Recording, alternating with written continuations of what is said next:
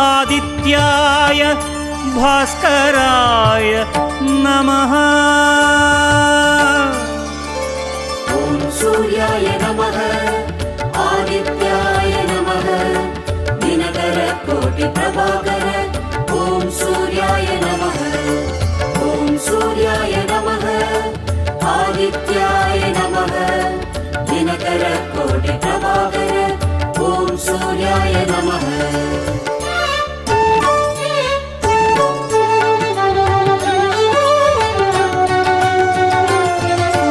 ततो युद्ध परिश्रान्तं समरे चिन्तया स्थितं रावणं चाक्रतो दृष्ट्वा युद्धाय समुपस्थितम्।